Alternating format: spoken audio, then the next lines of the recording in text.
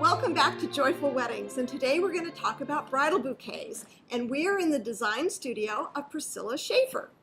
Welcome. Hi, I'm Priscilla Schaefer, the owner of Gloramundi, which is a floral design studio in New York City. Wonderful.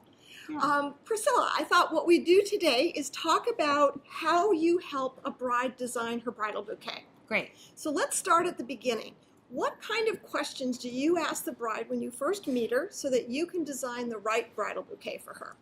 The most important question is, what does your wedding dress look like? The style of it, the feeling of it, because from that feeling comes the decorations for the bridal bouquet.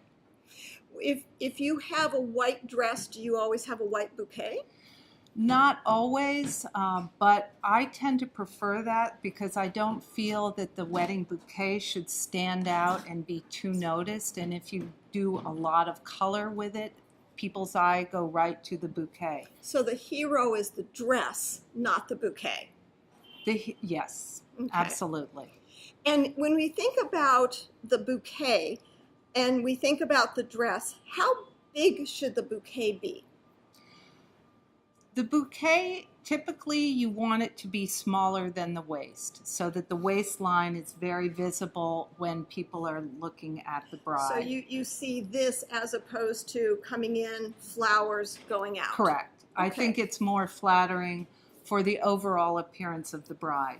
Are there certain flowers that you like to work with for a bouquet since they don't have water source? Exactly. You want to work with flowers that are able to sit out of water for extended periods of time, 2, 3, 4 hours, because they're not going to be able to drink, so you don't want a thirsty flower.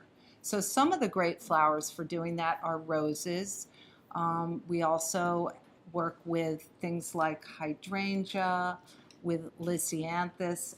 There is a wide variety of flowers that are very good out of water. What's a flower that's not good out of water?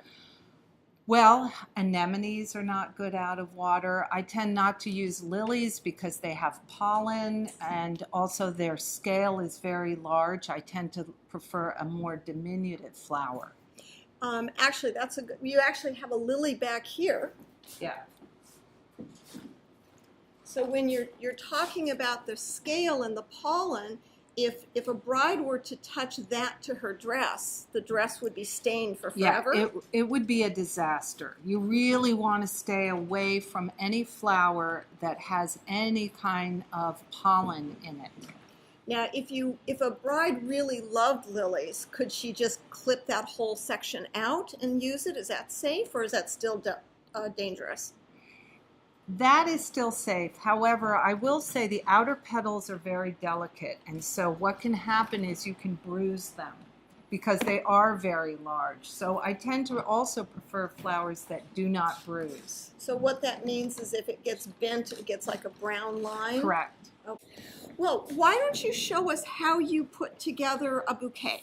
You have some beautiful white roses there. Yeah, I'm using some very simple white roses, which is a very traditional bouquet. And one of the things you want to do with this bouquet is you do want to clean the stems. It's very simple. If there are thorns, you pick off the thorns and you take off the foliage because that drinks the water before the head of the flower.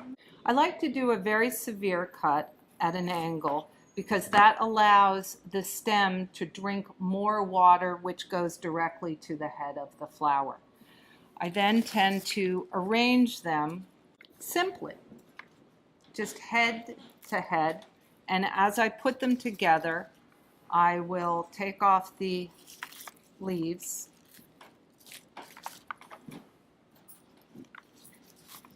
and you'll notice that You're sort of crisscrossing a little bit. Exactly, exactly.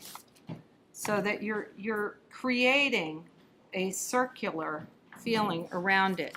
As opposed to having all the flowers in a vase where the stems are kind of up and down and just gathering. You're crisscrossing. Yes, Okay, because very that nice. allows it to become more round. Now, if you want a different shape, you can also do it differently, but it is better I find, because you also want this point where I'm going to tape it so that they can stay together.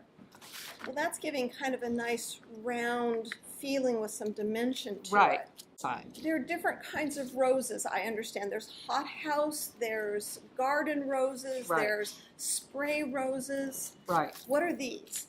These are a hothouse rose. These are actually grown to be sold.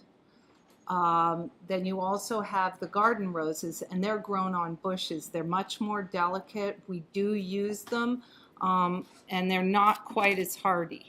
The hothouse roses, I think, have a tendency to be more uniform, Correct. whereas the garden roses are a little bit, they're all a little bit different. They also have more aroma to them, I think. Correct, yeah. Okay. They're more special.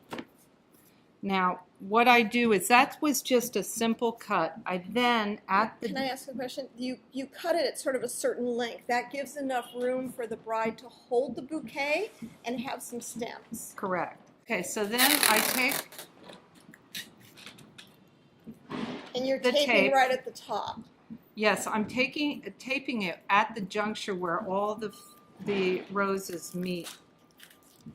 I tape it around. And this is what secures the bouquet. And you're just using clear cellophane tape. Yes, there are special tapes too, but for this I am using the clear cellophane. I've also seen like green tape Yes, that looks yes, just like the color of yeah. the. Oh, that's beautiful. And then we use oftentimes a double satin ribbon so that there's satin on both sides, so that if you're turning it, you'll always see a satin side. And there are a variety of ways of wrapping it. But I believe you can wrap it in any kind of ribbon if you wanted to. I would suggest not acetate ribbon, Okay. because when it will bend and leave a mark. So I would recommend organza or satin ribbons. Okay. This is one way where you just wrap it and overlap it like this. Now, I sometimes have had brides ask me if they could put a brooch from their grandmother or a handkerchief from when they were babies, or a piece or something special. Memento. A memento, and that can go on the bouquet as well. Yeah, we can attach it up here so that the bride sees it, but not necessarily anyone else needs to see it, because it's a personal touch.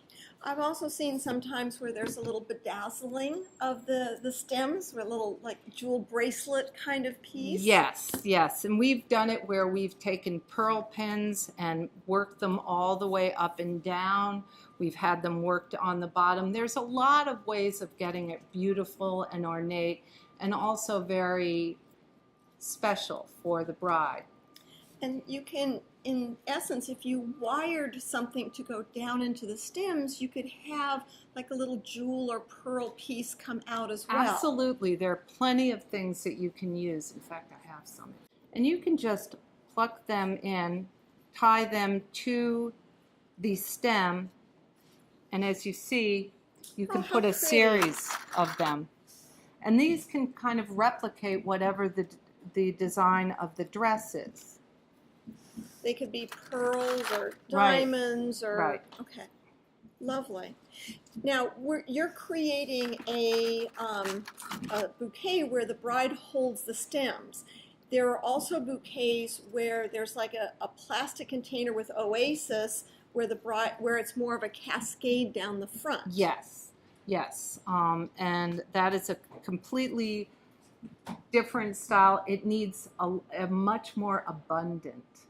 It takes more flowers. Correct. Okay. Yes. And the thing is that it's also very important in those, I would say, to cover the plastic mechanism that holds it in with ribbons so that no one sees plastic. Also, the cascading bouquets have a tendency to have weight to them, and I've had brides have trouble actually holding them. Interesting. Because the handle's too short and the weight is there. So it's important to not get it too heavy. Right. So there's not Absolutely. enough weight. Okay. Yeah. But how beautiful. The important thing too is that the bride feels comfortable with it, and also I always say it's like one of your best friends while you're going down the aisle, which is nice. Do you like having the stems completely covered? I do. Okay, so it doesn't catch. Correct. What I tend to prefer is the bridesmaids can be exposed stems, and that's always nice because when after they've used it for pictures, they can put it back in water and they can continue to drink. The brides, however, we tend to finish all the way down, and so that way nothing will brush Catch. against her dress. Because that would be tragic. Yes, That yes. would be, okay.